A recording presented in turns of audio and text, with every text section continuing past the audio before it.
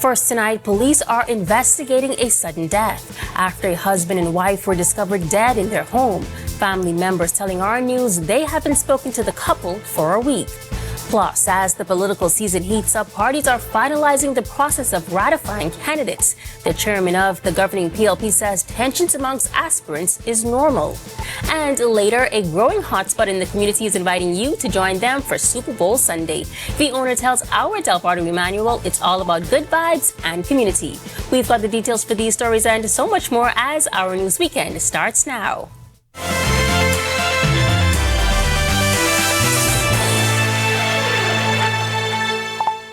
This is Our News Weekend. Thank you so much for joining us. I'm Megan Shepard.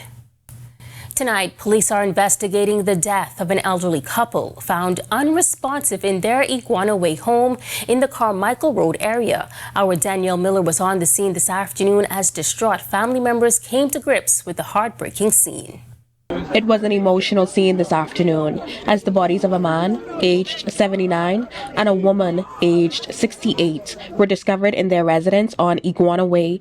The deceased couple, a husband and wife. The shocking discovery made by the woman's grandson, Brenville Stubbs. This morning, I got a call from my aunt around 11 o'clock saying that my cousin, she is at the residence of my grandmother's home in Carmichael. She hasn't heard from her in a week. She needs someone to go there and check up on her. He says when he arrived, he met another family member locked outside and flies around the house. This prompting him to force his way inside. I quickly immediately hit the door with the hammer. I was unsuccessful, so I decided to break the glass. When I broke the glass, he then entered the home, opening the door for his cousin and mother. Once inside, they began to search for the couple. I checked the left side of the residence, which was the kitchen.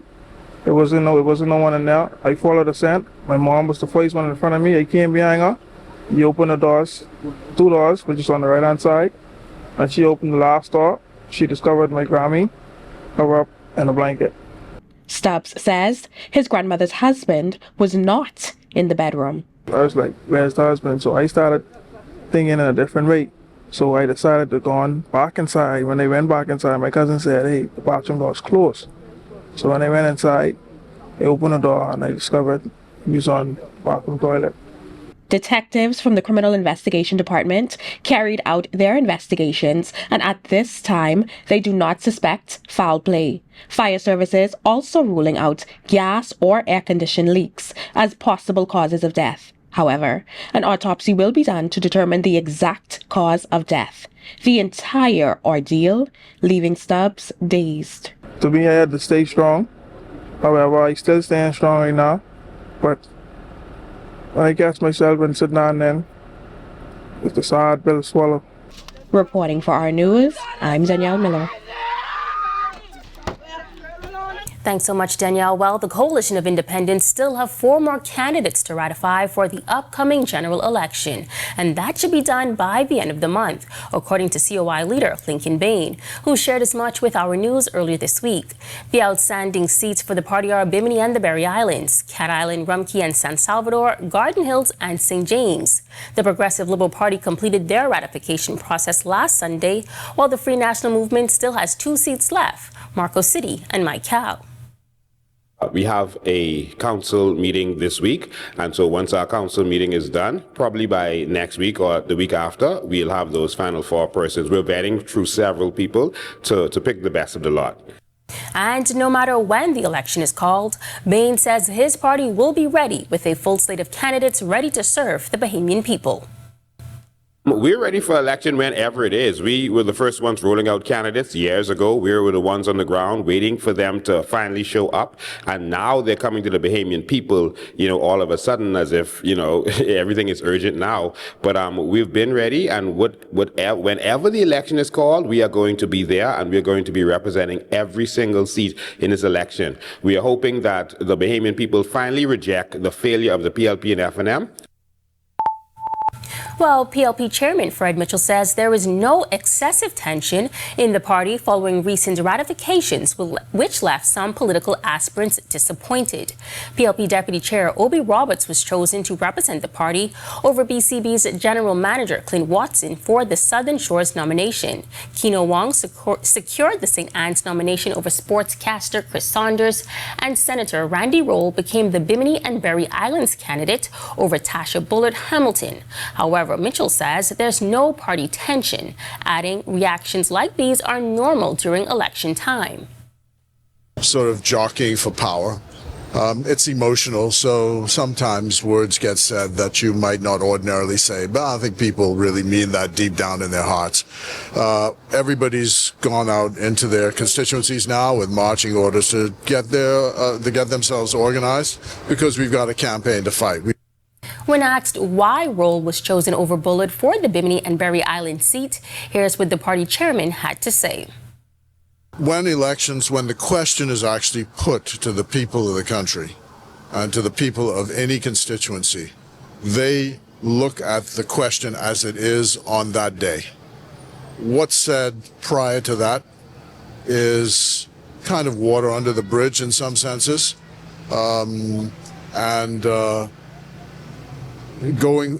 People really just advance forward. So my feeling again is when the case is put, it's a reasonable case. It's the Progressive Liberal Party. It's the Progressive Liberal Party's policies, and whoever the standard bearer is will support those policies. And NBA champion Rick Fox is now in the political spotlight as the official candidate vying for Garden Hills under the Free National Movement's banner. The F&M candidate appearing on Our TV's On the Record with host Jerome Sawyer earlier this week, explaining why now was the moment he decided to enter frontline politics. Fox telling Sawyer he met with both Prime Minister Philip Davis and opposition leader Michael Pintard, but he resonated more with the philosophies of the F&M. Mike identified in me the similar values and philosophies and principles of country and people over party. So we got three symbols that people throw up, right? Right? I was looking for the one that got to this the closest. This is the Bahamas and this is the people. They are first. Right? We got another party. And then we got the other party. They're the closest to this. Okay? That's important. That burns in me. And in those conversations, the team rose to the surface. And so for me, I wasn't looking for a party as much as I was looking for the right teammates. Fox adding he always knew he wanted to give back to the country he calls home, but believed that would come further down the line. He says he was advised that it would be the people of this country that would truly tell him if that was the correct move for him. And that was so true. Mm-hmm. And so that's why I went to social media, because I needed a conversation with the people to understand, is this something that you want me to do? Because I don't want to assume you want me to do this. So the people on social media help 100%. The positive and the negative. Really? Yes. The positive and the negative. Because I got a clear picture of there's people out here that don't really know me.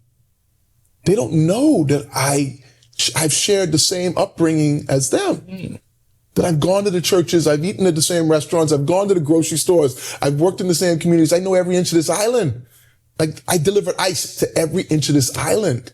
I am as comfortable as you can be on this island. This is where I'm most home. But they don't know that about me. I didn't grow up in a social media era.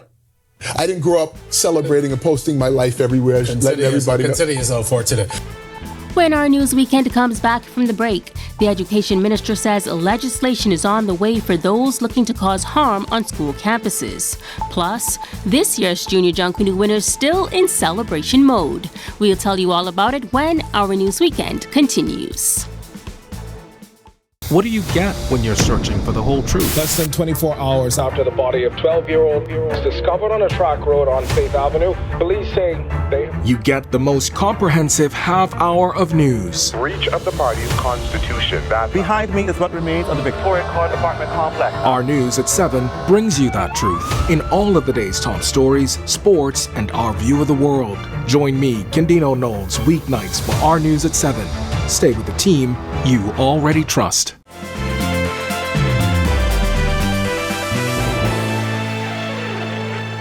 Ahead of the 2025-2026 academic school year, the Ministry of Education announced they would be seeking to implement student identification cards.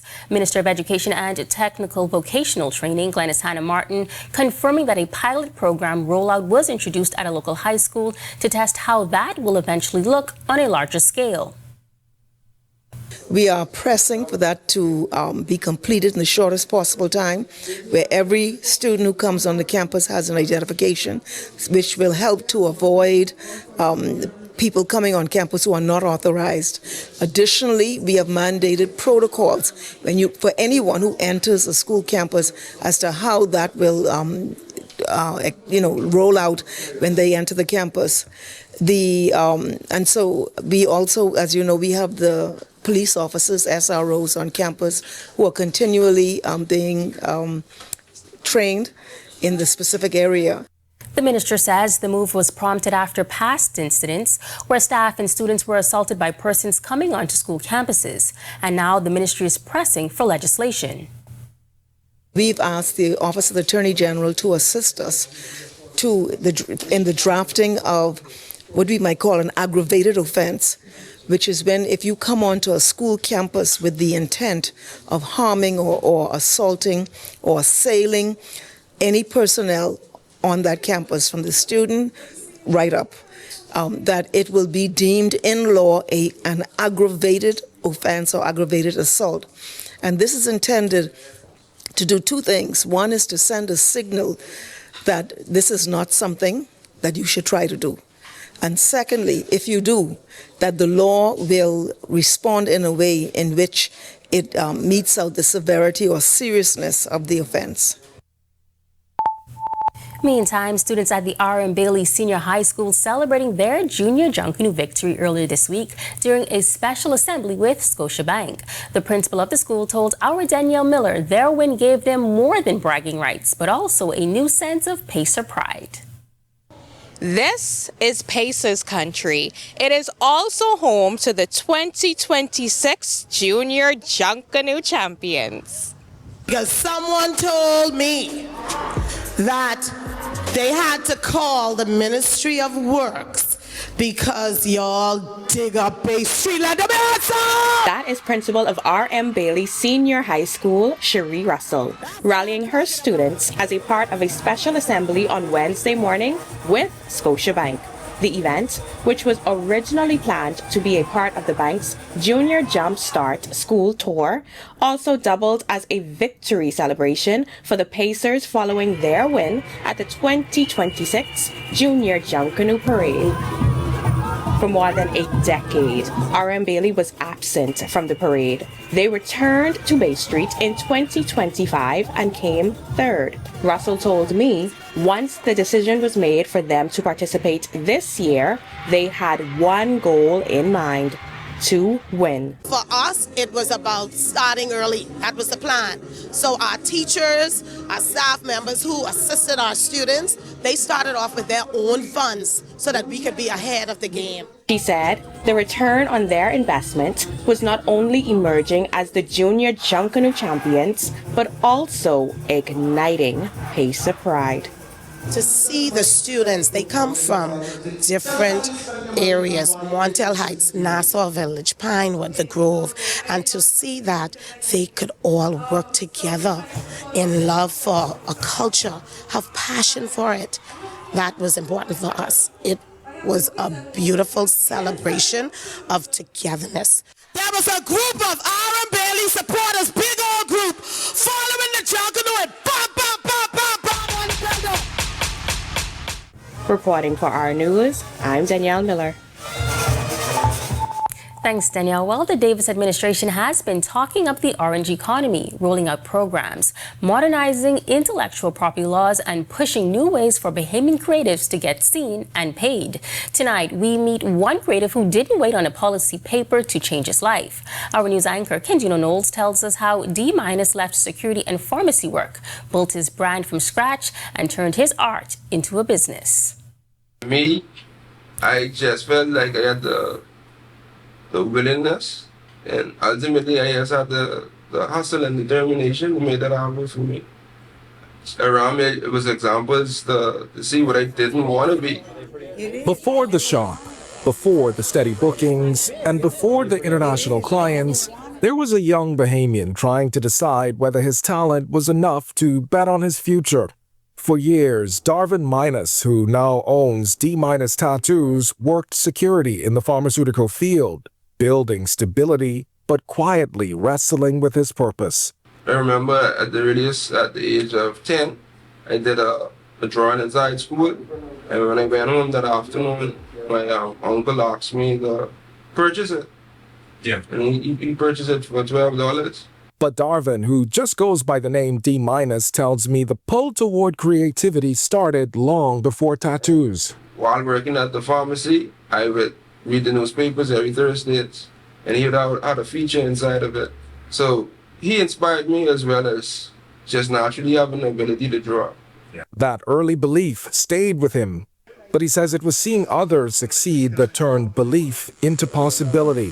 While working at the pharmacy, D- recalled seeing the work and recognition of Bahamian artist and now diplomat Jamal Roll, who he says helped him realize that art wasn't just passion, that it could actually be a profession. And I remember walking in the time to start tours, and the artist at the time was Cecil, and I just looked at him and I was like, I want to be tattooed like him one day. And his inspiration didn't stop there. I hope that people would start looking more towards local artists. So I think as most Bahamians, we have this idea that everything in the States is better. But now you have the quality of work at your front door. Today, D- is not just creating body art. He's running a business and says more Bahamians are beginning to trust local talent in his field. I didn't just get this overnight. So it was a process. Reporting for Our News, I'm Candido Knowles. Thanks, Candido. Well, still to come on Our News Weekend, whether or not your favorite team is in the big Super Bowl game, maybe next year, Texans, one local hotspot is inviting you to come out for good food, good vibes, and a good time. But first, we recap the Sam Haven Softball Invitational and we get into some hoops. That's coming up next on Our Sports Weekend.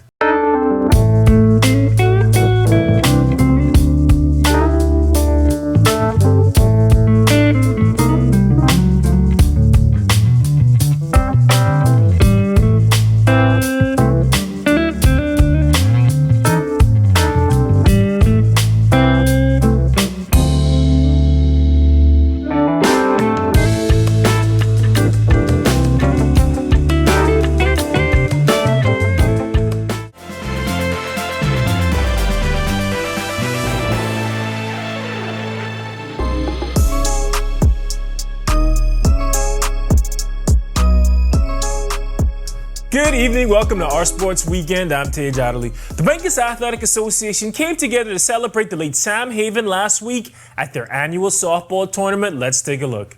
Co-ed teams from Scotiabank, RBC, Central Bank, the Outsiders, and the Gremlin softball clubs came together in the spirit of competition and camaraderie to honor their fallen friend Sam Haven, who, aside from being one of the better soccer players the Bahamas has produced, also is a founding member of the Bankers Softball League. The memorial took place right before the Outsiders and Scotiabank matchup, and after Haven's daughter and brother gave opening remarks and his wife threw out the first pitch, the teams got into it, with the Outsiders coming out victorious on the other side of the tournament, taking down Scotiabank in the final 16-7. Vashana Bastian was the women's MVP, and Eric Johnson took the MVP on the men's side. But in the end, honoring someone who did so much for the local sporting community was the real victory. Kudos to the Outsiders and to everyone who participated. We're going to head over to the College Court to see what's been cooking. Big Fred King is continuing his dominant senior season for the Murray State Racers. The 6'10 center from South Andros went for 17 points on 6 of 8 shooting, and he even hit his only 3-point attempt in the Racers' 91-81 victory over Southern Illinois. His teammate Romain Domon also had a great game. The 6'9 wing from France showed off his silky smooth handle and his outstanding range, going for 17 points, 5 rebounds, and 4 assists. And Buddy Hield is hooping in his new duds in Atlanta right now while DeAndre Ayton and Lakers are getting ready to go within the next hour. Come back tomorrow and we'll talk about what they did. Until then, that is a wrap for sports this evening for our Sports Weekend. I'm Tage Adderley. I'll catch you tomorrow night. Thanks so much, Tage. On the other side of this break, our resident Dolphins fan, meteorologist Ian McKinsey, steps into the weather center. He's got a look at temperatures for Super Bowl Sunday and the days ahead. Stick with us. What do you get when you're searching for the whole truth? Less than 24 hours after the body of 12-year-old was discovered on a track road on Faith Avenue, police say they... You get the most comprehensive half hour of news. Breach of the party's constitution. Behind me is what remains of the Victoria Court apartment complex. Our News at 7 brings you that truth in all of the day's top stories, sports, and our view of the world. Join me, Candino Knowles, weeknights for Our News at 7. Stay with the team you already trust.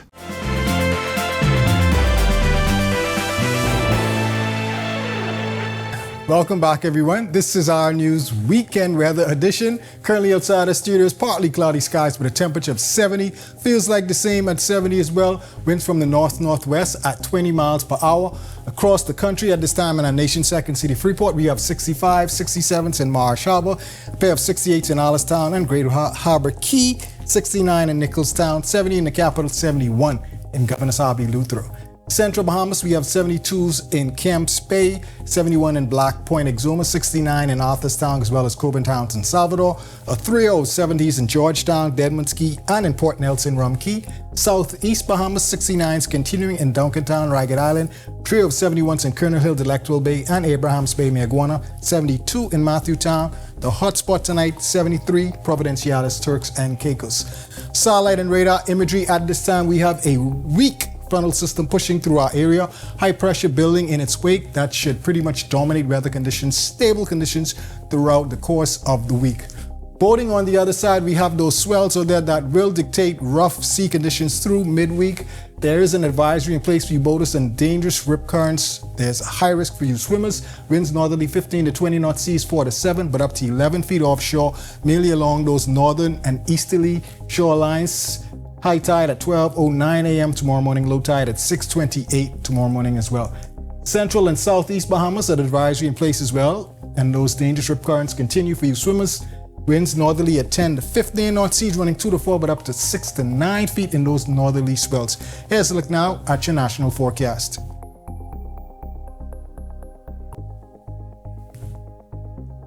In your extended forecast, after that frontal system, as I mentioned earlier, high pressure, there will be some windy conditions persisting through tomorrow, gradually tapering off across the northwest Bahamas, continuing through midweek across the central and southeastern islands. Gorgeous conditions for most of the week. Into Valentine's weekend, there will be a weak frontal system pushing through our area. Saturday should cool things down for all the lovers. Throughout the week, mid to upper 70s, normal temperatures, low time temperatures in the mid to low 60s. That's a wrap in the evening forecast. Make it a great, safe, fun night, everyone.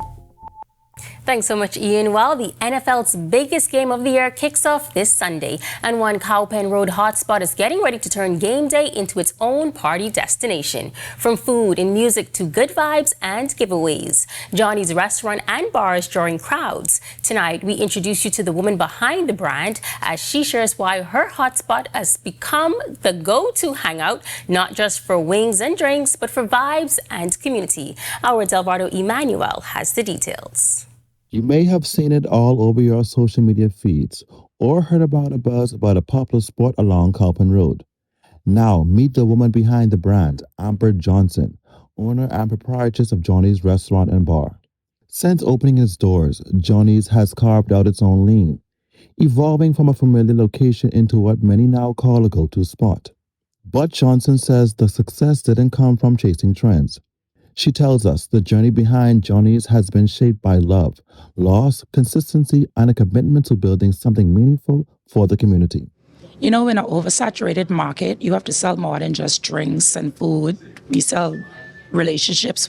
Even though we're trending, we work on building trust with our customers. And that sense of connection is front and center this Super Bowl Sunday, as Johnny's teams up with vendors for a full day of food, drinks, and giveaways from 4:30 p.m. to 6:30 p.m. We've teamed up with some of our vendors like BWA, 700 Wines, and for our pre-party, Island Luck has decided to join us, you know, to do a happy hour, free happy hour drinks and shots. Beyond the specials, Johnson says the experience is what keeps customers coming back any day of the week. Say we work on building relationships. We get to know our customers. We sit down with them. We interact. We find out their birthdays. We throw sometimes surprise parties for our customers and stuff like that. We call them to check on them when we don't see them in a long time. Yeah, it's just about building relationship, building trust with people. From surprise birthday celebrations to checking in on regulars who haven't stopped by in a while, she says the approach is simple: be authentic. Everybody's talking about the free shots, but it ain't just about that. You get more for your buck. You get more for your buck at Johnny's. I'll just leave it at that. Reporting for Our News Weekend, I'm Delvado Emmanuel. And with that, we thank you so much for joining us for our News Weekend. On behalf of the entire team, I'm Megan Shepherd. Have a safe and wonderful evening.